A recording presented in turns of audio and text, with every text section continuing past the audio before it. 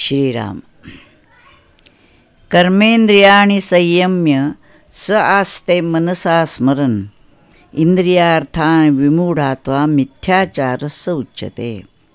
भगवद्गीता ज्ञानेश्वरी अध्याय 3 श्लोक 6 चालू आहे. आपण 3 अध्याय कर्मयोगाचा, 3, 4, 5 कर्मयोगापासून कर्मसन्यासापर्यंत कसं जायचं ते सांगितलेलं आहे. तर हा जो आहे हा कर्मयोगाचा अध्याय पहिल्या 5 श्लोकात आपण बघितलं की कर्म करायलाच पाहिजे. देह आहे तोपर्यंत कर्म टाकता येत नाही आणि कर्म टाकून नैष्कर्म्य सिद्धी प्राप्त होत नाही. तोच विचार पुढे ह्याच्यामध्ये घेतलेला आहे. पहा, जे उचित कर्म सांडिती मग नैष्कर्म्य होऊ पाहती परी कर्मेंद्रिय प्रवृत्ती निरोधुनी. उचित कर्म जे योग्य कर्म, याला विहित कर्म असं म्हटलेलं आहे. आपापल्या वाट्याला आलेलं जे कर्म आहे सहज आलेलं ते टाकतात आणि मग नैष्कर्म्य स्थिती यावी असं म्हणतात. नेहमी सांगते त्याप्रमाणे की मला डॉक्टर व्हायचं आहे, मग तुला गमभनापासून करायला पाहिजे. तो जर म्हटला हे काही नको आणि एकदम मी डॉक्टर होतो तर ते जसं होता येणार नाही. तसं नैष्कर्म्य स्थितीपर्यंत जायचं असेल तर कर्मापासूनच प्रारंभ केला पाहिजे. बघितलं आपण की 2 अध्यायात ज्ञान सांगितलं, परंतु लक्षात आलं की अर्जुनाला काही हे कळणार नाही. अर्जुन ज्ञानाचा अधिकारी नाही. मग ज्या 2 निष्ठा सांगितल्या, एक सांख्यनिष्ठा आणि एक कर्मनिष्ठा. सांख्यनिष्ठा याचा अर्थ एकदम ज्ञान होणं, पण तसं सहसा होत नाही. बहुतेक सगळी मंडळी कर्माचीच अधिकारी असतात. मग 3 अध्यायापासून भगवंतानी कर्म सांगायला सुरुवात केली की कर्माचा कर्मयोग कसा करायचा. कर्म सर्वच मंडळी करतात, पण कुणाच्याच कर्माचा कर्मयोग होत नाही. कर्माच्या अंगाने भगवंताशी योग साधणं ही जी युक्ती आहे ही सद्गुरूंच्याकडनं समजून घेतली पाहिजे. उदंड कर्म करतो म्हणून त्याला कर्मयोगी म्हणता येत नाही, त्याला कर्मठ म्हटलं जातं. अनेक कर्म तो करत राहतो, पण त्या कर्माने आपल्याला भगवद रूप व्हायचं आहे, भगवंताशी योग साधायचा आहे याची माहितीच नसते. ती माहिती करून घेण्यासाठी म्हणूनच सद्गुरू पाहिजेत, त्यांच्याकडून मार्गदर्शन घेतलं पाहिजे आणि काय नेमकं करायला पाहिजे ती साधना केली पाहिजे. म्हणून इथं ते काय म्हणले, उचित कर्म, योग्य असं कर्म जे आपल्या वाट्याला आलेलं असेल ते वर्णाश्रमधर्मानुसार आपल्या शक्तिबुद्धीनुसार जे वाट्याला कर्म आलेलं आहे ते टाकतात आणि नैष्कर्म्य होऊ पाहतात. आणि त्याच्यासाठी काय करतात, कर्मेंद्रिय प्रवृत्ती निरोधुनी. कर्मेंद्रिय जी आहेत ती काही ना काहीतरी काम करण्याची इच्छा असणार. हाताला काहीतरी वळवळ आहे, पायाला काही काही आहे. ही सगळी जी कर्मेंद्रियाची प्रवृत्ती आहे ती बळाने आवरायची, बरं का. आणि मग नैष्कर्म्य स्थितीला जायचं म्हणतात. असं जाता येणार नाही. मग काय व्हायला पाहिजे, तया कर्मत्यागू न घडे. असं जर बळाने तुम्ही कर्मेंद्रिय आवरायला लागलात तर त्यांनी कर्मत्याग होणार नाही. कारण जे कर्तव्य मनी सापडे, कारण मनात तर करावंसं वाटतं आहे, कुठेतरी जावंसं वाटतं आहे, कुठेतरी करावं असं वाटतं आहे, काहीतरी खावंसं वाटतं आहे, ऐकावं असं वाटतं आहे, अनेक गोष्टी कराव्या असं वाटतं. म्हणजे जोपर्यंत मन शांत झालं नाही, स्थिर झालेलं नाही, तोपर्यंत नुसतं तोंडाने मौन ठेवलं आणि आतून बोलतो आहे किंवा खुणाव करतायत त्याच्यामध्ये, तर काय उपयोग आहे. उलट पुढच्या अवस्थेत तर सांगितलं आहे की बोलतोय आणि मौन आहे अशी स्थिती गाठता आली पाहिजे. वरवर बोलताना दिसतो आहे, परंतु बोलतया बोलताची भेटे, बोलणारा आणि ऐकणारा दोन्ही एकच आहेत असा जेव्हा बोधापर्यंत जातो तेव्हा ते बोलणं असतं ते मौनच असतं. आणि आता आपण मुद्दाम मौन धरायचं ठरवलं तरी आत मन बोलतच आहे. ध्यानाला डोळे मिटून बसलं तरी विचार सुरूच आहेत. तशी कर्मेंद्रिय आवरून घेतली तरी देखील आतून खुमखुमी आहेच. काहीतरी करायचं आहे, कुठंतरी जायचं आहे, हिंडायचं आहे. म्हणून कर्मेंद्रिय जोपर्यंत आवरली जरी तरी जे कर्तव्य मनी सापडे वरी नटती ते पुढे दरिद्र जाण. त्यामुळे अशा तऱ्हेचं असणं की मनात असणं आणि कर्मेंद्रियाला आवरणं हे वरवर आहे. म्हणून त्याला दरिद्र म्हणजे दैन्य आहे, दैन्यवाणी वृत्ती आहे. त्याचं कारण मन ताब्यात आलेलं नाही, इंद्रिय ताब्यात आलेलं नाही. आणि मन आणि इंद्रिय जोवर ताब्यात आली नाही तोवर अंतर्मुखता नाही, मग आत्म्याच्या दिशेनं प्रवासच नाही. म्हणून साधना पाहिजे. साधना ह्याचा अर्थ जीवाचा आत्म्याच्या दिशेने प्रवास. ज्या आत्मरूपातून तो खाली आलेला आहे, मी जीव समजतोय, मी देह समजतोय, ते अज्ञान दूर होऊन मी जीव नाही, मी देहही नाही, मी आत्मा आहे. म्हणून देहापासून आत्म्यापर्यंतचा प्रवास म्हणजे साधना. आणि तो प्रवास म्हणजे असं उठून चालायचं नाही आहे कुठे, तो बोध ठेवायचा आहे. मग त्याच्या आड ज्या आपल्या कल्पना येत असतात, विचार येत असतात, ते ध्यानामध्ये बंद करायचे आहेत. त्यामुळे नुसती शक्ती जागृत झाली हेही पुरेसं नाही. त्या शक्तीचा परिणाम मन शांत निर्विचार झालं पाहिजे. नाही तर इकडं क्रियाही होत आहेत आणि मनाचंही जोर चालू आहे. असं जोपर्यंत होतं तोपर्यंत आणि मन शांत होत नाही तोवर बोध होत नाही. म्हणून त्याचा उपयोग नेमका काय होतो ते बघायला पाहिजे. ऐसे ते पार्था विषयासक्त सर्वथा. कर्म टाकलं असं म्हटलं तरी विषयामध्ये आसक्त आहेत. काहीतरी इंद्रियांची वळवळ, मनाची वळवळ चालू आहे. ओळखावे तत्वता भ्रांती नाही. अशी जी विषयासक्त मंडळी असतील त्यांना ओळखावं आपण की वरवर दाखवत आहेत पण आतून विषय सुटलेले नाही. विषयांचं आकर्षण विलक्षण आहे. आता दे अवधान. अर्जुना, मी काय सांगतोय तिथं लक्ष दे. प्रसंगे तुझं सांगेन या नैराश्याचे चिन्ह धनुर्धरा. इथं नैराश्याचा अर्थ निराशा नव्हे, उदासीन ह्याचा अर्थ विरक्त झालेला. विषयांपासून ज्याची इंद्रिय सहजच आवरली गेलेली आहेत, जो सहजच अनासक्त झालेला आहे, त्याची लक्षणं काय आहे ते तुला मी सांगतो.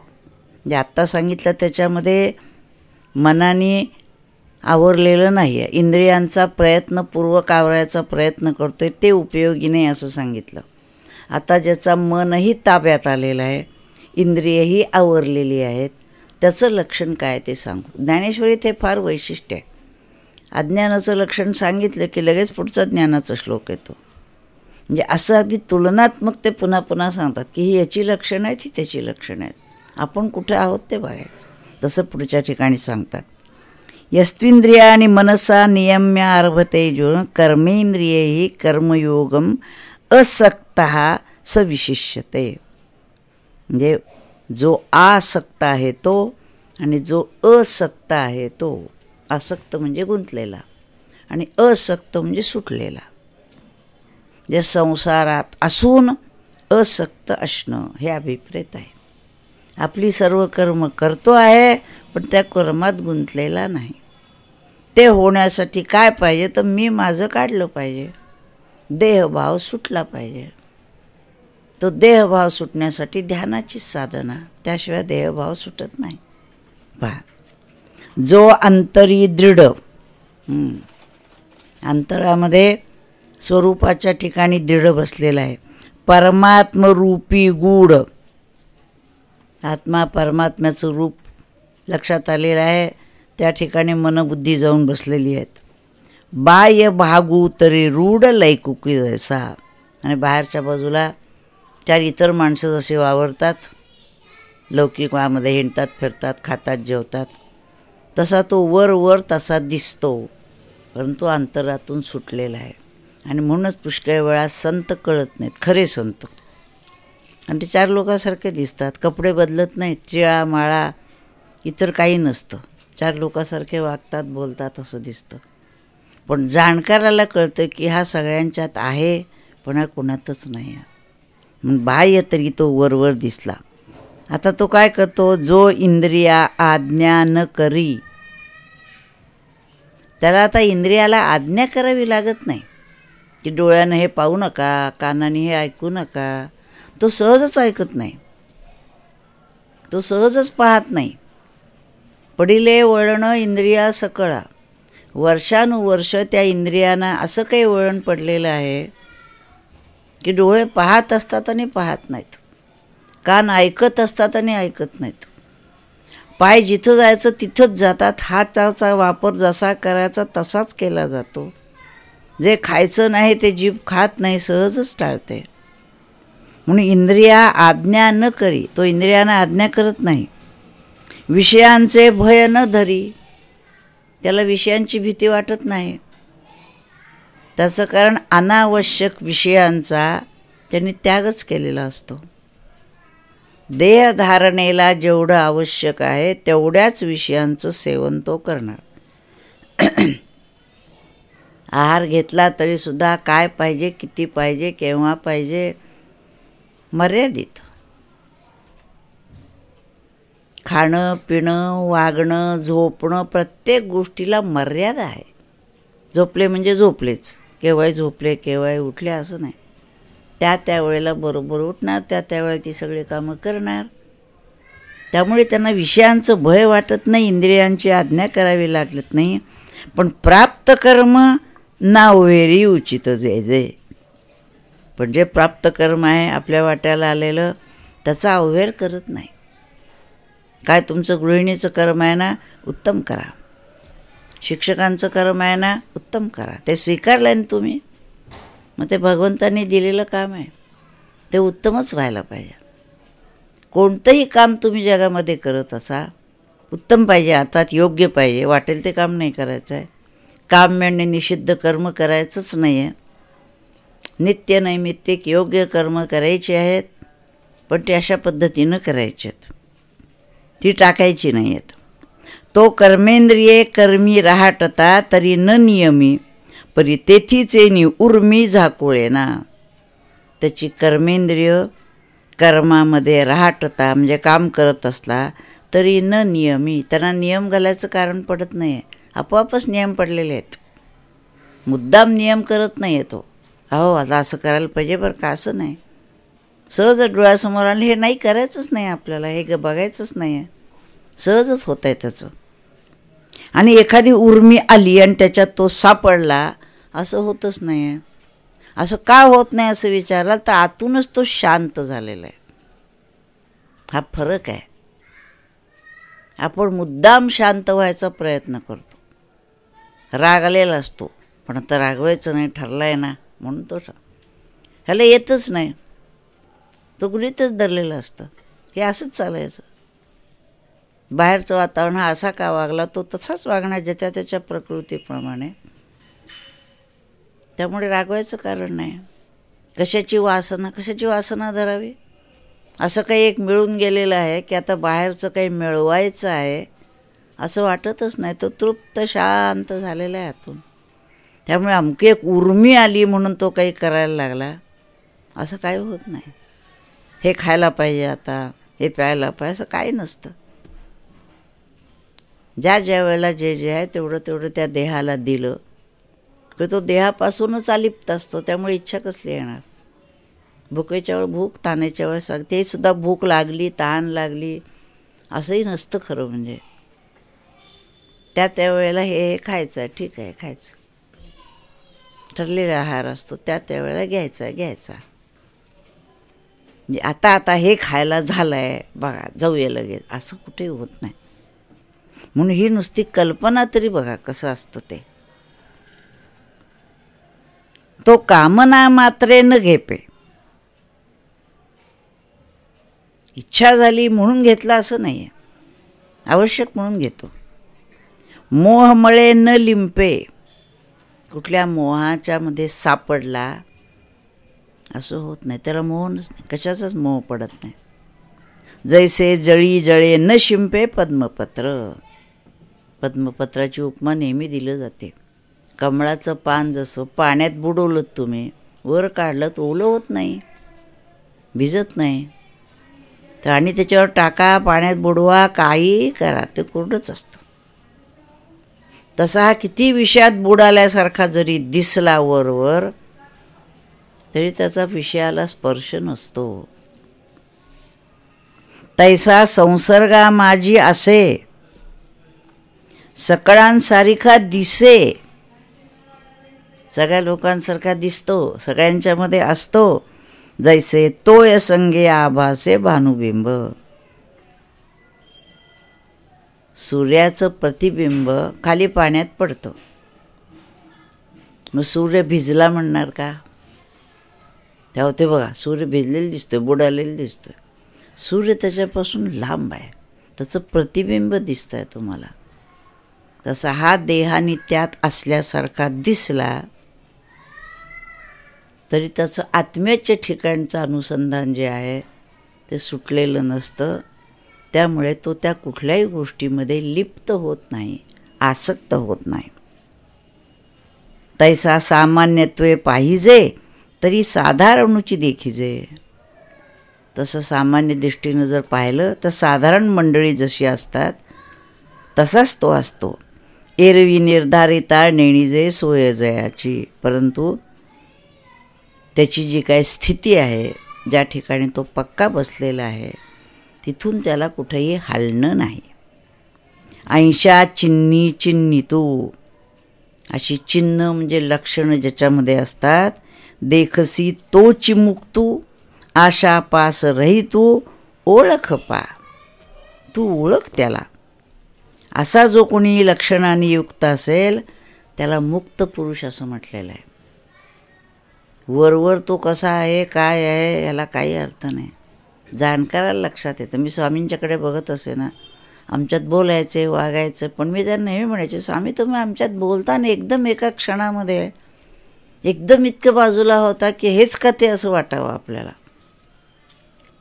ज्याचं रंगभूमीवर एखादा काम करत असतो, बाहेर जाऊन ते काय सदा संवाद बोलायचं तो बोलतो, आत आलं की तो वेगळाच असतो. तसं त्यावेळा ते सगळं काम करतात, पण पुन्हा स्वरूपाच्या ठिकाणी असल्यामुळे त्याचा आपल्या जगाशी संबंध तरी आहे का नाही असं वाटतं. असं त्या दृष्टीत लक्षात येतं की अरे आपल्या ह्याच्याशी काही संबंधच नाही यांचा दिसत आहे. अर्जुना तोची योगी विशेषिजे जो जगी, म्हणून ऐसा होय या लागी म्हणपै तुते. त्यालाच योगी असं म्हणतात. म्हणजे पहिल्यांदा योगाची साधना करणारा योगी ही साधना आहे आणि हा योगी झालेला आहे, म्हणजे भगवंताशी एकरूप झालेला आहे. तस्मात योगी भव अर्जुन असं एका ठिकाणी भगवंताने म्हटलेलं आहे. तू योगी हो, कर्माच्या अंगाने, भक्तीच्या अंगाने, ध्यानाच्या अंगाने. सोहम बोधावर ये, तोच मी आहे. मी तर म्हटलं आहे त्यांनी, तोच योगी विशेष जे जो जगी. जगामध्ये त्याला विशेष करून नावाजलं जातं. जगात ह्याचा अर्थसुद्धा साधकांच्या जगात. सामान्य लोकांना कळतच नाही संत पुरुष, पण साधकांना लक्षात येतो की हा वेगळा पुरुष आहे कोणतरी. म्हणून ऐसा होय या लागी. म्हणून असा तू हो या लागी म्हणे पे तू ते. म्हणून तुला मी सांगतोय की हा जसा योगी पुरुष आहे तसा तू हो, साधना कर, या बोधावर ये. म्हणजे लढायला सांगतायत त्याला, पण योगी हो आणि लढ. संबंध गीता ज्ञानेश्वरी त्यासाठी आहे. तू बोध करून घे आणि मग तुझी सगळी कर्म कर. आता अज्ञानातून सगळी कर्म करतोयस आणि म्हणून मी, मला, माझं, स्वार्थ ते नाही कामना पुऱ्या झाले की क्रोध, त्याचा द्वेष, त्याचा मत्सर, हे सगळे जे होत आहे ना हे अज्ञानातून होत आहे. तू या बोधावर ये, लढ. लढायचं आहे ना जोशात लढ, पण मनात द्वेष ठेवू नको. लढून झालं की संपलं. तसं ज्या ज्या वेळेला जे काही करायचं असेल ते रागवावंही लागतं. काही वेळेला मुलांवर रागवायला लागतं. एखादं काही दुसरं नीट नसेल तर आपल्यासाठी रागवायचं नाही, दुसऱ्याच्या कल्याणासाठी जर रागवायचं असेल, चुकीचं कोणी करत असेल तर सद्गुरू देखील रागवतात. पण आत प्रेम तसंच असतं. त्याचं कल्याणाला तो चुकतो आहे म्हणून रागावतात. त्यांना काही मिळवायचं नसतं. म्हणून असं तू समजून घे. तू मानसा नियम करी, तू मनाला नियम लावून घे. निश्चळू होय अंतरी, अंतरात निश्चळ हो. पक्का बोट ठेव. मग म्हणजे हे सगळं झाल्यावर माणसाला नियम केलेत का, मनाला निश्चळ झालास का अंतरामध्ये, आता मग कर्मेंद्रिय व्यापारी वर्त तू सुखे. मग कर्मेंद्रिय जे आहेत ना ते खुशाल काम करू देत ना आपापल्या ठिकाणी. तुझा हात बोध पक्का झाला आहे ना, तुझा बोट ढासळला नाही आहे ना, तो बोध पक्का ठेव. मग कर्मेंद्रिय व्यापारी वर्त तू सुखे. सुखाने कर्मेंद्रिय आपले काम करू देत. नियतं कुरु कर्मत्वं कर्मज्यायो ह्य कर्मणा शरीरयात्रा पिचते न प्रसिद्धेत अकर्मणा. कर्म टाकणं ह्यापेक्षा कर्म करणं यालाच भगवंत महत्त्व देतात. मोठं कर्म टाकलं तर काय, सगळीच माणसं कर्म टाकून बसतील. आणि काय करता बा, हल्ली ना आम्ही परमार्थ करतो म्हणजे काय करतो, कर्म टाकून बसतो असं सांगितलं का. म्हणून हे ग्रंथ वाचायचे. यात नेमकं सांगितलेलं असतं की काय करायला पाहिजे. कर्म टाकणं हे बरोबर नाही. कर्म करायचे आहेत पण अशा पद्धतीनं करायचे की ते कर्म करता करता चित्तशुद्धी झाली पाहिजे. आणि चित्तशुद्धी झाल्यावरच ज्ञानाचा बोध होतो, तोवर बोध होत नाही. म्हणून ती कर्माने पण चित्तशुद्धी झाली पाहिजे. नाही तर मी एवढं कर्म करतो त्याचाच एक अहंकार असतो पुन्हा. म्हणजे पहिला सामान्य मनुष्य बरा, ह्याच्यापेक्षा परमार्थी मनुष्य आणखीनच अहंकारी होतो. तुम्ही नाही ना साधना करत, मी करतो.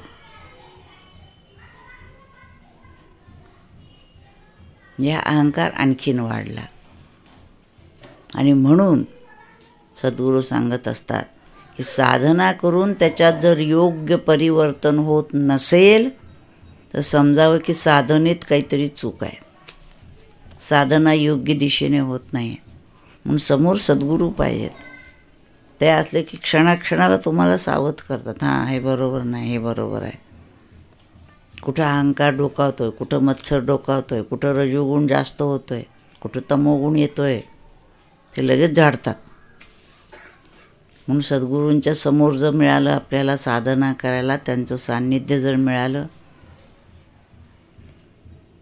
तर फार थोड्या अवधीमध्ये म्हणजे त्या जन्मामध्ये ते त्याला बोधावर घेऊन जाऊ शकतात. पण असं सद्गुरूंचं सान्निध्य फार थोड्या लोकांना मिळतं. आधी ते सद्गुरू पाहिजेत, ही पहिली गोष्ट आहे, अट. दुसरा तो सत्शिष्य पाहिजे, त्याला हे मिळवण्याची इच्छा पाहिजे, तो ऐकणारा पाहिजे, सद्गुरूंच्यावर विश्वास पाहिजे. ते सगळं जर तरच्या गोष्टी आहेत. आणि त्याप्रमाणे तो करत राहिला तर 5, 25, 30 वर्षात कदाचित क्वचित एखादा हजारो शिष्यात पूर्ण बोधावर जाऊ शकतो. म्हणून बघा, संत गेले की पाठीमागा अंधार. नुसती मंडळी जमतात त्या ठिकाणी, ही गर्दी लावतात, कारण आता सद्गुरू समोर नाहीत, सांगायला कोणी नाही. बरं झालं, कटकट झाली. आता आपण केलं काय न केलं काय, जायचं नुसतं नमस्कार करायचे, हार घालायचा आहे, उदबत्ती लावायचे, फार तर साष्टांग लोटांगणी जायचं, पुन्हा आपल्या घरी जैसेचे ते परत, बदल काही नाही. त्यामुळे वर्षानुवर्ष आपण असं होतं अनुग्रह घेऊनसुद्धा किंवा सद्गुरू मिळूनसुद्धा समोर जर आपल्याला सांगायला नसतील तर आपल्यात परिवर्तन होत नाही. आणि परिवर्तन जर होत नसेल देह मन बुद्धीमध्ये तर साधना नीट चालली नाही असं समजावं. पुन्हा अंतर्मुख होऊन स्वतःला तपासावं, हे काय चाललं आहे, बरोबर आहे का चूक आहे म्हणून बघा.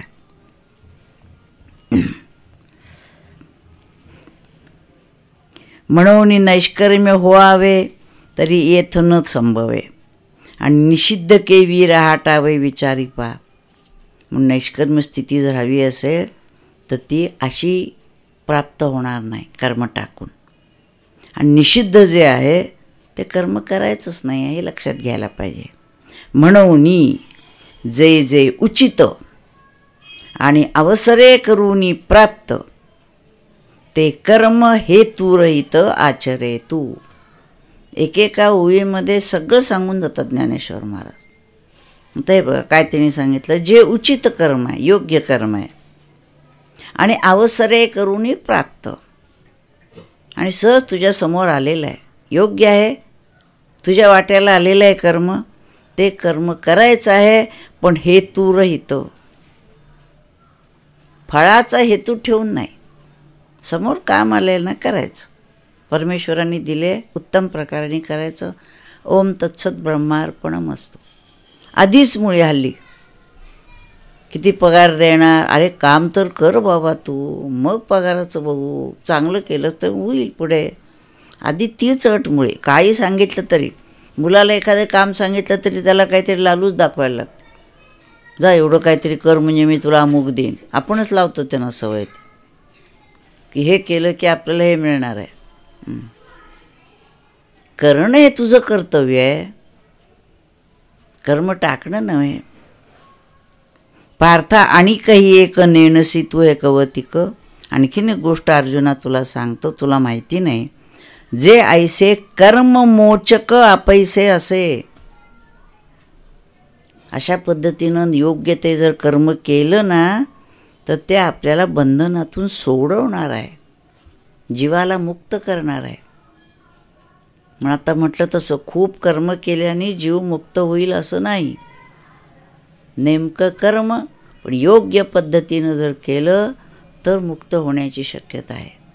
आणि मुक्त ह्याचा अर्थसुद्धा काय, प्राणी संकल्प बांधला तो मुक्तच आहे मुळामध्ये. पण ह्या ज्या काही वासना, कल्पना, इच्छा आहेत ना, हेतू आहेत ना, त्यांनी बांधला. तो विवेक मुक्त केला साधूजींनी. विवेक त्याला शिकवतात संत. हा जसं सांगितला तसा तू तुझं कर्मण्ये वा अधिकार असते मा फलेषु कदाचन. तुझं कर्म तू कर, काय म्हणून विचारू नको. देखे अनुक्रमाधारे स्वधर्म जु आचरे.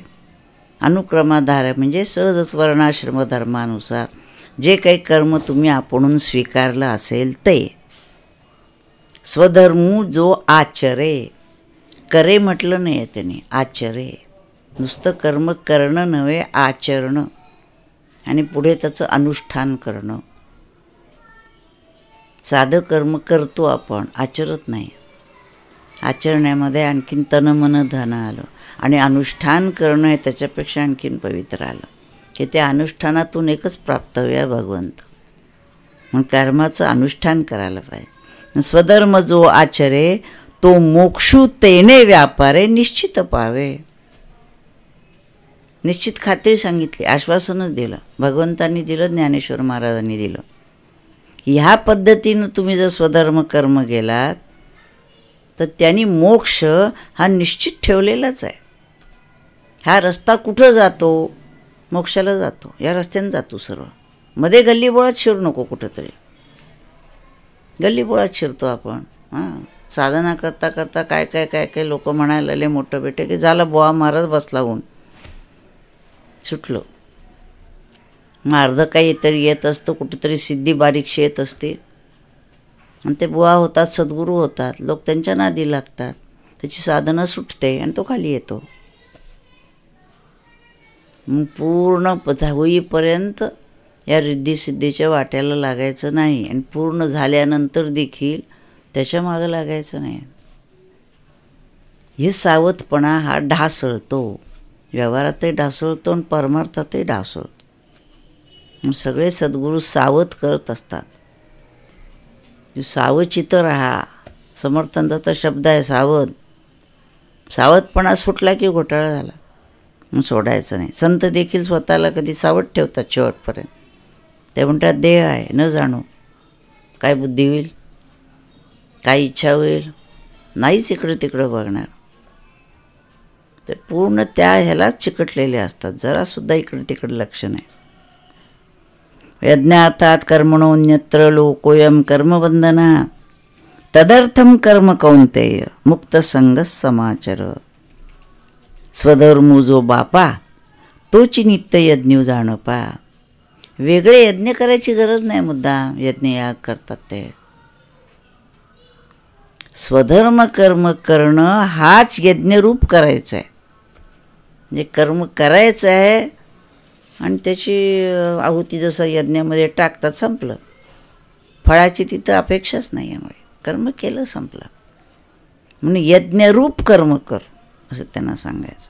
त्यामुळे स्वधर्म जो बापा तोची नित्य यज्ञ उपा जाण उपा. म्हणजे सध्या आमच्याकडे यज्ञ आहे, एकदा केव्हा तरी करायचं, 4-8 दिवस ते झालं काम, हे पुन्हा संपलं सगळं, त्याचा काही संबंध नाही असं नाही आहे. दिवसभरात जी जी कर्म घडतात ती सगळी यज्ञरूप व्हायला पाहिजेत. म्हणून प्रत्येक कर्म हीच साधना. काही कर्म करायचं असो तुम्हाला, ते कर्म साधना म्हणूनच करायचं. हा निज धर्म जई सांडे स्वधर्म जो बापा तोच नित्य यज्ञ जाणपा म्हणूनी वर्तता. त्या प्रकारे वर्तन केले असता तेथ पापा संचारू नाही. त्या ठिकाणी पाप नाही. हे लक्षात घ्या. आपण जे काही करतो आहोत ते आणि जे ह्यांनी सांगितलं आहे ते, ह्याच्यात फरक बघा तुम्ही. आपण काय केलं आहे म्हणत असतो, बरं का, हे वाचन ते वाचन ते वाचन ते करावं, परंतु मुख्य म्हणजे आपल्या वाट्याला आलेलं जे कर्म आहे ते कर्म त्या पद्धतीनं करणं हीच एक प्रमुख साधना कर्माच्या अंगाने. आणि दुसरी साधना म्हणजे अंतर्मुख होऊन ध्यान नामाने आत्म्याचा शोध घेणं, म्हणून तिला अंतरंग साधना. पहा, हा निज धर्म जई सांडे, हा स्वधर्म कर्म जो टाकतो आणि कुकर्मी रती घडे. आणि वाईट कर्मात दुष्कर्मात नुसतं करतो नाही, रती घडे, रंगून नाद लागला वेडवाकड्या कर्माचा. म्हणून कुकर्मी रती घडे तैची बंधू पडे सांसारिक. तसं झालं की संसाराचं बंधन पडलं. कारण आधी कुकर्म करतोय, आधी नको असेल ते, आणि त्याच्यामध्ये पुन्हा रंगून गेलेलं आहे. मग त्याच्या हातनं सत्कर्म घडणार कसं? ते संभवत नाही. म्हणून स्वधर्मानुष्ठान, म्हणून स्वधर्माचं अनुष्ठान करायचं आहे. ते अखंड यज्ञ याजन, त्यालाच अखंड यज्ञ असं म्हटलेलं आहे. अखंड यज्ञ याजन जो करी तया बंधन कहीच न घडे. अशा पद्धतीनं जो कर्म करतो त्याला कसलंही बंधन पडत नाही. हा लोकू कर्मे बांधिला. हे जे विश्व निर्माण झालं ते कर्माचे गुणी गुंथले. विश्व निर्माण झाल्याबरोबरच प्रत्येकाने कर्म लावून दिली त्यांना, आणि म्हणून तर माणसं कर्म करतायत. निदान नाही तर काहीच केलं नसतं, लोळत राहिली असती नुसती. म्हणून हा लोकू कर्मे बांधिला जो परतंत्राभूत झाला तो नित्य यज्ञ ते चुकला म्हणून या. नित्य यज्ञ जो कर्माच्या अंगाने करायला पाहिजे ते तो करत नाही आहे, आणि म्हणून तो पराधीन झालेला आहे. वास्तविक जीव स्वतंत्र आहे खरं म्हणजे, पण आपणच आपलं कोळी जसं आपल्या अंगातून धागा काढतो आणि त्याच्यात आपल्याला उरफटून घेतो, तसं आपण कर्म करतो. त्या कर्माच्या पोटी काही अपेक्षा धरतो आणि त्या अपेक्षेमध्ये स्वतःलाच गुंतवून टाकतो. निष्काम बुद्धीनं जर कर्म होत असेल तर तो स्वतंत्रच आहे, कारण अपेक्षाच नाही कशापासून काही. माझं काम मी केलं, संपलं. पहा, आता येची विषयी पार्था तुझं सांगे नाही कमी कथा जै सृष्ट्यादी संस्था ब्रह्मेने केली. आता हे कसं विश्वाला कर्म लावून दिलेलं आहे या संबंधीची तुला एक कथा मी सांगतो असं ब्रह्मदेव म्हणतात. ती कथा काय येतं ते बघा. आता सहयज्ञा प्रजा सृष्टा पुरोवाच प्रजापती अनेन प्रसविष्यध्वम एष जो अत्विष्ट काम दुःख तै नित्ययाग सहिते सृजिली भूते समजते परी नेणतीची तिये यज्ञाते सूक्ष्म म्हणून ही समस्त भूत सृजिली. ब्रह्मदेव म्हणतात निर्माण केली, सृष्टी निर्माण केली आणि त्याच्यामध्ये सगळी भूत मात्र निर्माण केले. त्यांना काही नित्य याग सांगितले, काही कर्म त्यांना सांगून दिली. परी नेणतीची, पण त्यांना कळतच नाही काय केलं आहे ना आपण कशासाठी जन्म आहे. मनुष्य जन्म आहे तो जीवानी मुक्त होण्यासाठी, पण मनुष्य जन्मात येऊन देखील हा जन्म कशासाठी आहे हे कळेपर्यंत आयुष्य निघून जातं. आणि मग आपण सावध होतो की आपल्याला मनुष्य जन्मात येऊन मुक्त व्हायचं आहे. म्हणून लहान वयात यायला पाहिजे. 10, 15, 18, 20 वर्षामध्ये येऊन साधनेला लागायला पाहिजे. पण ते व्हायला जन्मजन्म कुठेतरी साधना व्हायलेली पाहिजे. तर ह्या जन्मात लहान वयातच जाणीव होते की आपल्याला काहीतरी करायला पाहिजे, न तर तो पण माहितीच नसते असं होतं. म्हणून ते म्हणतात परिनेण तिची, लोकांना माहितीच नाही आहे. कारण हा यज्ञ सूक्ष्म आहे. हा यज्ञ असा कर्माने करायचा नाही, कृतीनं फारसा. कर्म जी केली आहेत ती कशा पद्धतीनं तिची करायला पाहिजेत, ही जे आहे हा विचार सूक्ष्म आहे. हा कळत नाही, सांगणारं कोणी मिळत नाही, सांगितलं तरी ग्रहण होत नाही. कारण ते ग्रहण करायला जी बुद्धी पाहिजे ती बुद्धी देखील शुद्ध बुद्धी पाहिजे, सूक्ष्म बुद्धी पाहिजे, अग्रबुद्धी पाहिजे. बाहेरच्या व्यवहारात चालणारी बुद्धी नाही चालत इथे. परमार्थाचं ग्रहण व्हायला एक वेगळीच बुद्धी लागते, जिच्यावर पूर्वसंस्कार झालेले आहेत अशी. आता जनाबाई कुठे शिकायला गेली होती, कुठल्या कॉलेजात सांगा. वेणाबाई झाल्या, अक्काबाई झाल्या, कुठे गेल्या होत्या? त्यांनी ग्रहण केलं. सगळे जर संत त्या ह्याच्यातले निरनिळ्या जाती जमातीतून होऊन गेले, आपण बघितले. कुठे गेले ते युनिव्हर्सिटीत शिकायला? त्यांना ती बुद्धी होती, त्यांनी चटकन ग्रहण केलं की हे असं असं करायला पाहिजे. तशी ती बुद्धी पाहिजे. त्यावेळी प्रजी विनविला ब्रह्मा, हे जेव्हा विश्व निर्माण केलं तेव्हा प्रजेनं ब्रह्माला विनंती केली, देवा काय आश्रय येथं आम्हा, आम्हाला काय आश्रय, आम्हाला काय करायचं आहे इथे? तव म्हणे तो कमळ जन्मा भूतां प्रती, असा प्रश्न प्रजेने विचारला. तेव्हा ब्रह्मदेव त्या सर्वांना म्हणाले, तुम्हा वर्ण विशेष वशे आम्ही हा स्वधर्मूची विहिला असे. वर्ण विशेष वशे, इथं पुन्हा वर्णाश्रम धर्मानुसार त्याचा त्याचा जो वर्ण आहे त्याचं त्याची जी शक्ती बुद्धी आहे, त्याची जी ग्रहण शक्ती आहे, त्याप्रमाणे आम्ही तुम्हाला स्वधर्म सांगितला. काय आहे तो? याते उपासा, त्या स्वधर्म कर्माची उपासना करा. आपण उपासना याचा अर्थ असं समजतो की पूजा करायची, तेवढी तेवढी झालं की देव आपल्या देवाऱ्यात, आपण आपल्या एका बाजूला. असं नाही आहे. उपासना 24 तास, अनुसंधान 24 तास, प्रत्येक कर्माची साधना. म्हणून ह्याची उपासना करा. मग हे झालं म्हणजे मग अपैसे पुरती काम, ही जर ह्या पद्धतीनं तुम्ही उपासना केलीत ना तर तुमच्या इच्छा आपोआप पूर्ण होतील. मग आपल्याला वाटतं बरं झालं, आम्हाला घर बांधायचं होतं, गाडी घ्यायची होती. जो ह्या तऱ्हेनं उपासना करेल तो असल्या इच्छाच करणार नाही. त्याला लक्षात येईल की नेमकं काय आपल्याला हवं आहे. तो म्हणेल काय नको आपल्याला, असली तर असू दे, नसली तर नसू दे, किंबहुना नसलेलीच बरी, त्याचाच व्याप.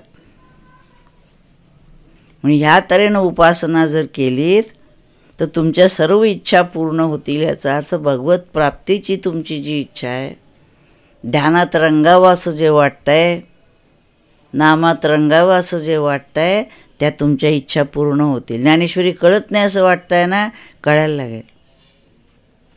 ग्रंथ कळत नाही तसं वाटतात ना, आपोआप कळायला लागतील. तुम्ही व्रते नियमू न करावे, आपण ते करत बसतो. चातुर्मासात हे व्रत घेतलं आहे, हे उपास धरलेले आहेत, हे सोडायचं आहे, हे धरायचं आहे. बघा ज्ञानेश्वर महाराजांनी सांगितलं, हे काही करायची गरज नाही आहे. शरीराते न पिडावे, शरीराला उगीचच कष्ट द्यायचं कारण नाही. आज उपास झाला, डोकं चढलं म्हणून आपलंही चढतं, इतरांचंही चढतं. का तर बाईंचा उपास आहे आज म्हणून. हा व्याप सांगितलं आहे कोणी? 2 घास खा, आपली कामं उत्तम करा, ध्यानाला बसा, नाम घ्या. उपास करून काय होणार आहे? गहू सोडला आणि तांदूळ सोडला, त्यांनी काय होणार आहे? राग सोडा, मच्छर सोडा, लोभ सोडा. सबंध दिवसात ठरवा आज कुणावर रागवायचं नाही. रात्री विचार करा आज आपण रागावलो का, आणि रागावलो असेल तर आणखीन नाम घ्या आणि उद्या पुन्हा निश्चय करा की रागवायचं नाही. राहता येतं का बघा. असं काहीतरी पाहिजे.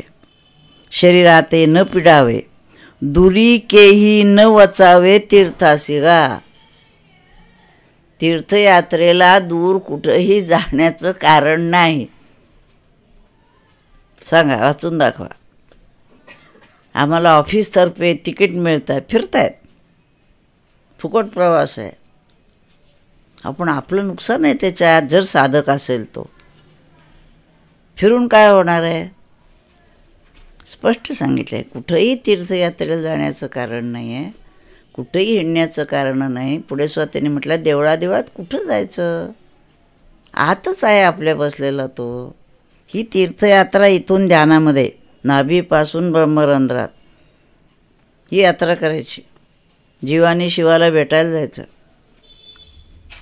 आपण पाय घेऊन चालायला लागतो तीर्थयात्रेला निघालो आहे म्हणून. आज काय कन्याकुमारी, उद्या काय हिमालय, परवा काय तिरुपती आहे, आज पंढरपूर, उद्या आणखी कुठं फिरतायत. म्हणून तीर्थासी न वचावे गा. योगादिके साधने, योग यासारखी साधना. साकांक्ष आराधने, आराधना चाललेली, उपासना चालली, पण साकांक्ष मनात इच्छा धरून, कामना धरून उपयोग नाही. मंत्र यंत्र विधाने, झणी करा म्हणजे करू नका. मंत्र यंत्र वगैरे असलं काही करू नका, स्पष्ट सांगितलं. देवतांतरा न भजावे, मंगळवारी अंबाबाईला, गुरुवारी दत्ताला, शनिवारी मारुतीला, रविवारी अमक्या, असं निरनिराळे देवता. आज हा देव, उद्या तो देव, परवा तो देव. अरे बाबा एकच देव आहे, वेगळे वेगळे नाही आहेत.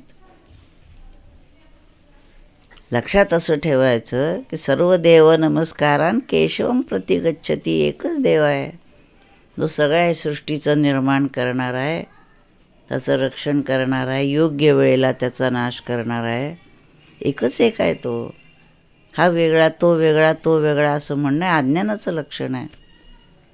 तेव्हा मागच्याच ह्याच्यात आपण 9व्या अध्यायात त्यांनी म्हटलेलं आहे, हे मूढाचं लक्षण आहे, मूर्खाचं लक्षण आहे सांगितलं त्यांनी स्पष्टपणे. हे सर्वथा काही न करावे, तुम्ही स्वधर्म यज्ञी यजावे अनायासे. मग भारताला हाच रोग आहे. बाकी सगळे आता बघा देवदेवता काय बघावं ते चाललंय. इकडं कुंभमेळा, तिकडं हे फिरतायत आपली कामं टाकून. आणि काय सांगितलं आहे, आपली कर्म उत्तम करा, कुठे जायचं कारण नाही. कुठं स्नानाला, परा कुणीतरी मला विचार, तिथं स्नान करून यायचं काय, पुष्कळी मारून होणार आहे. ज्ञानगंगे नहाले, ज्ञानगंगेत स्नान करा, ज्ञान करून घ्या. तिकडं तिकडं बुचकळ्या मारून काय होणार आहे. हे आधीच पाणी घाण झालं, त्याच्यात आणखीन जाऊन आपण बुचकळी मारून येतो. पहिले बरे होतो असं वाटतं. हे जे काही आहे ना, हा गोंधळ आहे सगळा. हे कुठले कुठल्याही ग्रंथात सांगितलं आहे का बघा तुम्ही. म्हणून हे ग्रंथ प्रमाण धरावेत.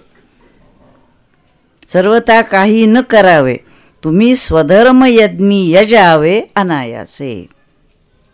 अहेतुके चित्ते अनुष्ठापायाते. दरवेळेला पुन्हा पुन्हा ते हे सांगतात, अहेतुके चित्ते. कुठलाही हेतू मनात न धरता स्वधर्माचं अनुष्ठान करा. पतिव्रता पतिते जी आपरी. ज्याप्रमाणे पतिव्रता असती, पतीची सेवा करते, कोणताही इच्छा मनात न धरता, म्हणजे असावी हां अशी अपेक्षा आहे की ती जशी त्याची सेवा करते, कोणतीही अपेक्षा न ठेवता, तसं आपलं स्वधर्म कर्म कोणताही हेतू न बाळगता उत्तम प्रकाराने करा. तैसा स्वधर्म रूप मखू म्हणजे यज्ञ, स्वधर्म रूप रखू हाची सेव्यू तुम्हा ऐकू. हाच सेव्य आहे, त्याचंच सेवन करायचं, ह्याचा अर्थ त्याचंच पालन करायचं आहे. ऐसे सत्य लोकनायको बोलता झाला. सत्य लोकनायक म्हणजे ब्रह्मदेव म्हणाले, अगदी ठामपणाने सांगितलं आहे. त्याच्यावर ज्ञानेश्वर महाराजांनी पुन्हा शिक्कामोर्तब केलं आहे की आपलं कर्म टाकून कुठेही जायचं नाही. ध्यानाला बसायचं आहे, सगळं खरं आहे, पण डॉक्टरची ड्युटी जर असेल आणि पेशंट आलेला असेल तर त्याला सांगता कामा नये की मी ध्यानाला बसलो आहे. तुझं काम पहिलं डॉक्टरचं आहे, ते कर. ते झालं म्हणजे मग ध्यानाला बस. जी तुझी ड्युटी आहे, कर्तव्य आहे, ते पहिलं व्हायला पाहिजे. त्याप्रमाणे तुम्ही तुमची वेळ बसवा. देखा, ऐकून घे, स्वधर्मा ते भजाल तरी कामधेनू हा होईल. स्वधर्म कर्म जर योग्य भजाल, नुसतं करायलाही म्हटलं नाही, भजाल. स्वधर्म कर्मच्या अंगाने भजायचं, याचा अर्थ एकरूप व्हायचं. कर्म करता करता करता भगवंतासाठी कर्म करतोय. जेवायचं आहे म्हणजे तो जेवायचा आहे. घर झाडतोय म्हणजे मंदिर झाडतोय. प्रत्येक कर्म करताना त्याला पोचतंय का नाही, असं जर कराल तरी कामधेनू हा होईल. त्याला कामधेनूच होईल, तुमची कुठलीही कामना पुरी करेल. इथेही पुन्हा लक्षात घ्यायचं, ही कामधेनूकडे हा दुसरं काही मागत नाही, एकच मागतो, मला तू पाहिजेस. मग प्रजा हो न संडील तुमते कदा. आणि मग या पद्धतीनं तुम्ही गेलात तर तुमच्या कर्तव्याला तुम्ही जाणतात आणि तोच तुम्हाला पुढे मोक्षापर्यंत घेऊन जाणार आहे. म्हणून स्वधर्मकर्माचं महत्त्व पहिल्यापासून 18व्या अध्यायापर्यंत स्पष्ट भगवंतांनी सांगितलेलं आहे. त्या तऱ्हेचं अनुसरण करा. सगळा अध्याय तेच सांगणार आहे. हरिओम तत्. नमितो योगी थोर विरागी तत्वज्ञानी संत तो सत्कविवर परात परगुरु ज्ञानदेव भगवंत. ओम ओम ईशावास्यमिदं सर्वं यत्किंच जगत्यां जगत् तेन त्यक्तेन भुञ्जीता मा गृदकस्य स्विद्धनम्. ओम शांति शांति शांति.